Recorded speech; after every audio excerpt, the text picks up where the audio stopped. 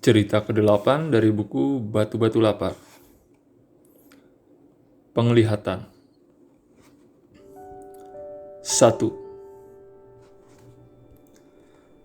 Sewaktu aku masih sangat muda sebagai istri, aku melahirkan bayi mati. Dan aku sendiri nyaris mati juga. Aku membutuhkan waktu sangat lama untuk pulih. Dan penglihatanku makin lama makin lemah. Suamiku saat itu sedang belajar ilmu kedokteran. Dia sama sekali tidak menyia-nyiakan kesempatan untuk mencoba ilmunya padaku. Maka ia pun mulai mengobati sendiri mataku. Kakakku tengah belajar untuk menempuh ujian sekolah hukum. Suatu hari ia datang menengokku dan terkejut melihat kondisiku. "Apa yang kau lakukan?" katanya pada suamiku. "Kau merusak mataku, Mo. Kau harus segera memeriksanya ke dokter ahli." Suamiku berkata sengit. "Kenapa? Apa yang dokter ahli bisa lakukan lebih baik daripada yang kulakukan? Kasusnya ringan dan obatnya pun sudah banyak dikenal." Kakak menyahut kasar. "Sepertinya kau pikir tidak ada bedanya antara kau dan profesor di sekolah kedokteranmu." Jawab suamiku marah. "Nanti kalau kau sudah kawin dan ada cekcok soal harta istrimu, kau tidak akan minta nasihatku tentang hukum. Lantas, kenapa sekarang kau menasihatiku tentang ilmu kedokteran?" Sementara mereka bertengkar, aku membatin bahwa selalu rumput malang yang paling menderita bila dua raja berperang. Sekarang terjadi perselisihan dua raja, dan akulah yang harus menanggung pukulan terberat. Bagiku juga tampak sangat tidak adil bahwa sesudah keluargaku menikahkanku, mereka masih terus ikut campur. Betapapun juga, senang dan susahku adalah urusan suamiku, bukan mereka. Sejak hari itu, cuma gara-gara persoalan remeh-temeh mataku itu, hubungan suamiku dan kakak menjadi tegang. Betapa terkejutnya aku ketika pada suatu sore, saat tak ada suamiku, kakak membawa seorang dokter untukku. Dokter itu memeriksa mataku dengan sangat seksama dan tampak muram. Dia katakan akan berbahaya kalau dibiarkan lebih lama lagi. Dituliskannya seberkas resep, dan kakak langsung memesan obatnya. Ketika dokter asing itu telah pergi, kumohon kakakku agar jangan ikut campur. Aku yakin hanya setan yang akan datang dari kunjungan sembunyi-sembunyi seorang dokter. Aku kaget pada diriku sendiri yang punya nyali untuk bicara seperti itu pada kakakku. Selama ini aku selalu takut padanya. Aku pun yakin kakak terkejut atas keberanianku. Ia terdiam sesaat, lalu berkata padaku, "Baiklah, Kumo. Aku tidak akan memanggilkan dokter lagi. Tapi kalau obatnya sudah datang, kau harus memakainya." Kemudian kakak pergi. Obat itu pun datang dari apotik. Kuterima botol-botol, serbuk, resep, dan seterusnya, dan membuangnya ke sumur. Suamiku jengkel terhadap campur tangan kakak, dan mulai mengobati mataku dengan ketekunan yang jauh lebih besar daripada sebelumnya. Dicobanya segala jenis pengobatan. Kuperban mataku sesuai perintahnya. Kukenakan kacamata berwarnanya. Kugunakan obat tetesnya.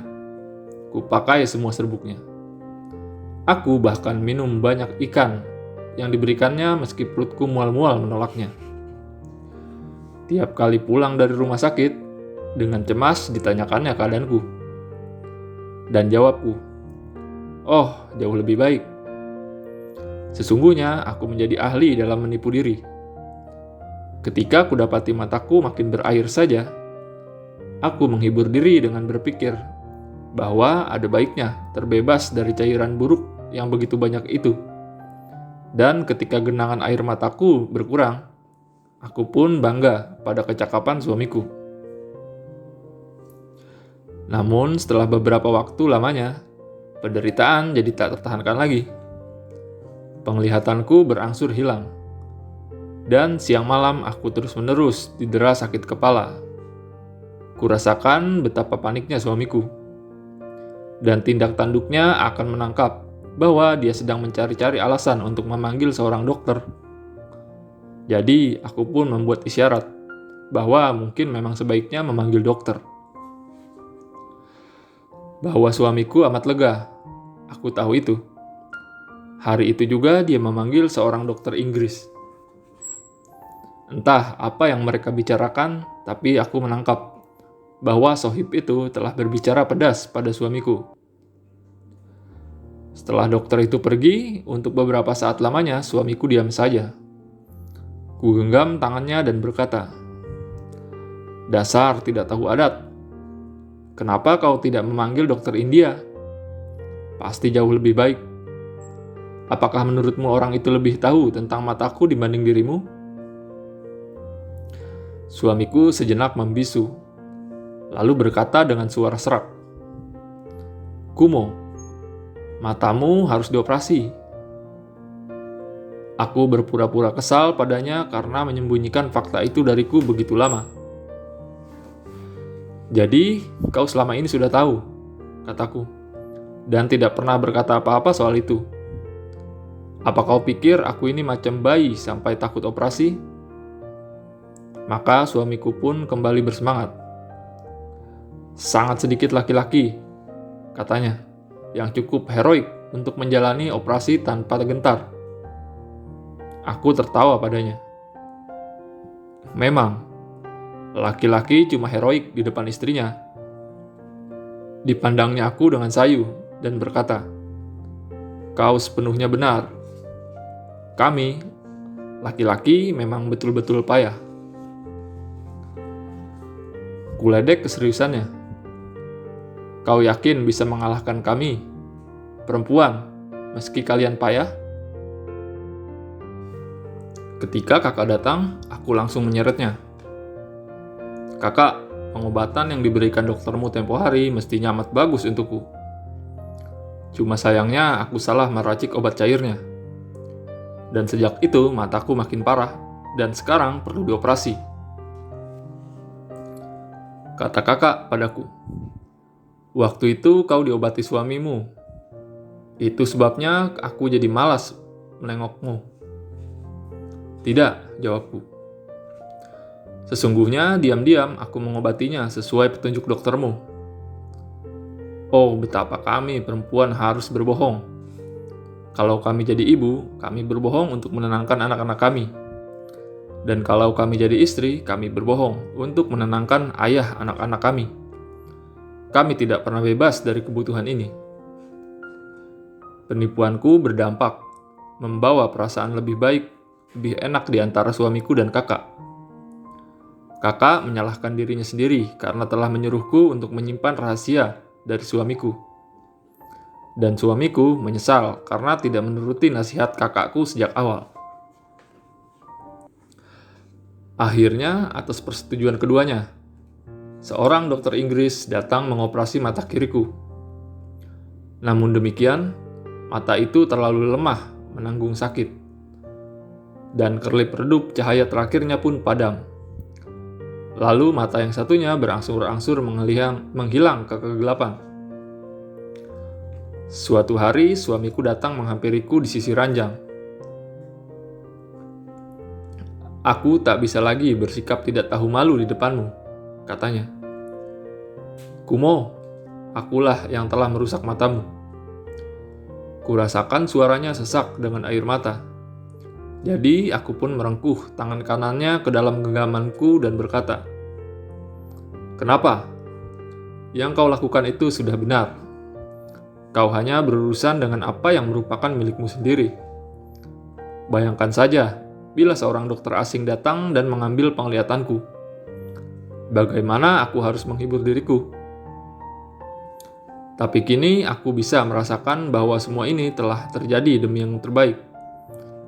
Dan kelegaanku yang paling besar adalah mengetahui bahwa di tanganmu lah aku telah kehilangan mataku. Ketika Ramchandra mendapati satu teratai terlalu sedikit untuk dipersembahkan kepada Tuhan, ia menyerahkan kedua matanya sebagai ganti teratai itu. Dan aku telah mendharma baktikan mataku untuk Tuhanku. Mulai sekarang, bila kau melihat apapun yang menyenangkanmu, kau harus melukiskannya untukku. Dan aku akan menelan kata-kata kamu sebagai remah sisa berkah suci dari penglihatanmu. Maksudku, tentu saja, aku bukannya mengatakan semua itu pada saat itu juga. Sebab mustahil mengutarakan hal-hal tersebut dengan seketika. Tapi aku telah berhari-hari memikirkan kata-kata semacam itu. Dan ketika aku sedang sangat tertekan, atau kapanpun cahaya mengabdikanku meredup, dan aku menyesali nasib burukku, maka aku buat pikiranku mengucapkan kalimat-kalimat tersebut. Satu demi satu, seperti seorang anak yang mengulang-ulang cerita. Dan dengan demikian, aku pun dapat kembali menghirup segarnya udara cinta dan kedamaian. Dalam percakapan kami, yang kukatakan sudah cukup untuk menunjukkan isi hatiku kepada suamiku. Kumo, katanya padaku, kerusakan yang telah kuperbuat akibat ketololanku tidak bisa diperbaiki.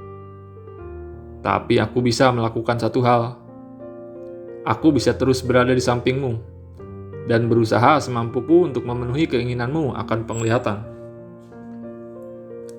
Tidak, kataku. Itu tak akan pernah terjadi.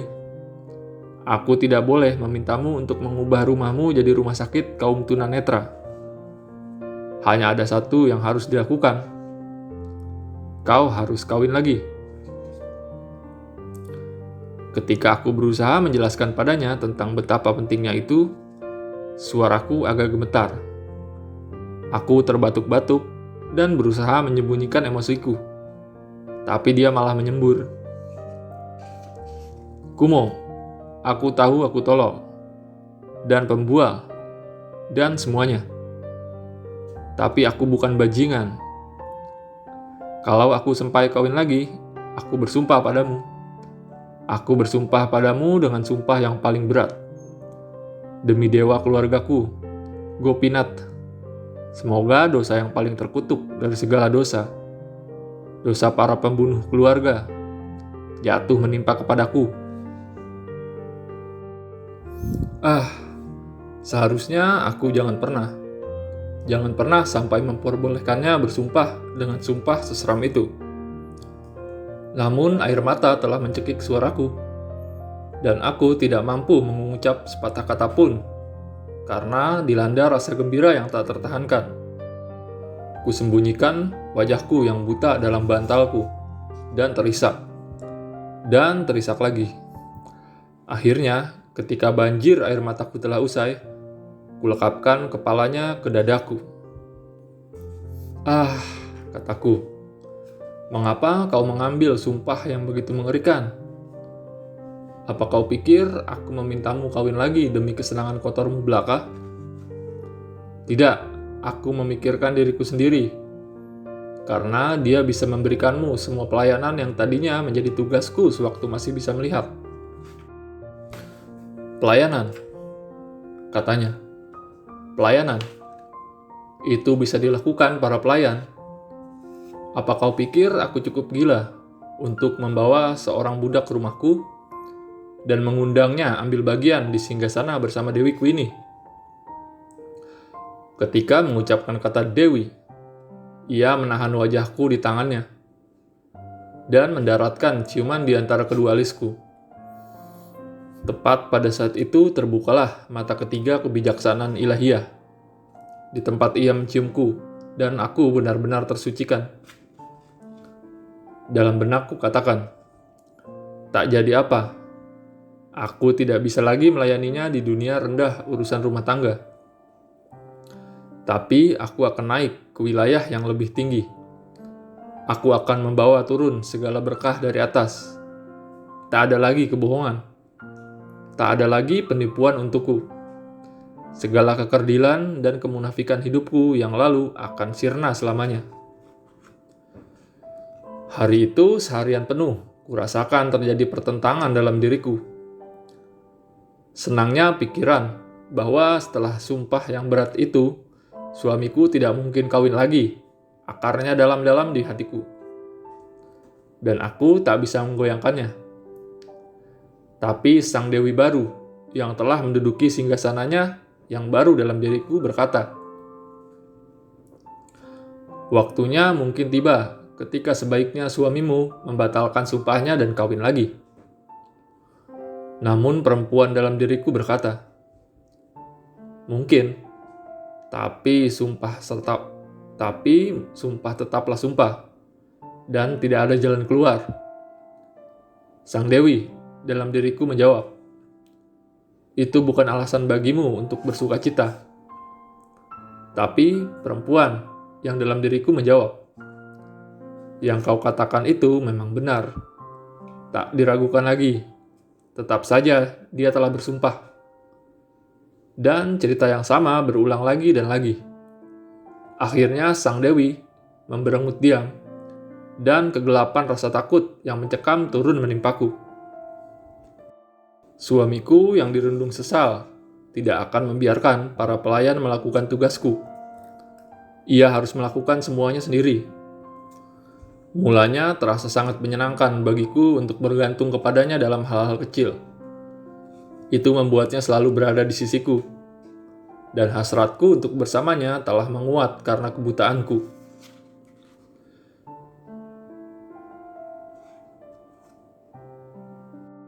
Bagian kehadirannya itu yang telah hilang dari mataku. Amat dibutuhkan indraku yang lain. Ketika dia tak ada di sampingku, aku merasa seolah terkatung-katung di udara dan kehilangan pegangan atas segala yang jelas dan nyata. Dulu, ketika suamiku pulang larut dari rumah sakit, aku biasa membuka jendela dan menatap ke jalan. Jalan itu adalah mata rantai yang menghubungkan dunianya dan duniaku. Kini, ketika aku kehilangan mata rantai itu karena kebutaanku, seluruh tubuhku akan pergi keluar untuk mencarinya. Jembatan yang menyatukan kami telah menyerah, dan kini tinggal jurang yang tak terseberangi. Ketika ia pergi dari sisiku, jurang pemisah itu serasa menganga lebar. Aku hanya bisa menunggu saatnya ia mesti menyeberang kembali dari daratannya sendiri ke daratanku. Namun dambaan sekuat itu dan ketergantungan semutlak itu tak akan pernah bisa baik. Sungguh, seorang istri telah cukup menjadi beban bagi laki-laki. Dan menambahinya, dengan beban kebutaan ini berarti membuat hidupnya menjadi tak tertahankan lagi. Aku bersumpah akan menderita sendiri, dan tak akan pernah membungkus suamiku dalam kegulungan kegelapanku yang merajalela. Dalam rentang waktu yang luar biasa singkat, aku berhasil melatih diriku untuk melakukan segala tugas rumah tanggaku dengan bantuan sentuhan, dan suara, dan bau. Nyatanya, segera aku dapati bahwa aku dapat menjalaninya dengan kecakapan yang jauh lebih baik daripada sebelumnya. Sebab, penglihatan lebih sering mengelabui ketimbang membantu kita. Maka tibalah gilirannya, ketika mataku yang jelalatan ini tak mampu bekerja lagi. Seluruh indera yang lain mengambil tugasnya masing-masing dengan hening dan komplit.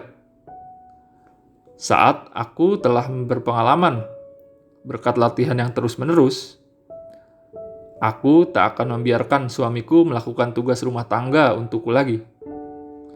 Mulanya dia mengeluh pilu bahwa aku menghalanginya melakukan penebusan dosa. Ini tidak meyakinkanku. Apapun yang dikatakannya, aku dapat merasakan bahwa ia benar-benar merasa lega ketika segala tugas rumah tangga itu telah berakhir. Tiap hari melayani seorang istri yang buta tak akan bisa menyemarakan kehidupan laki-laki.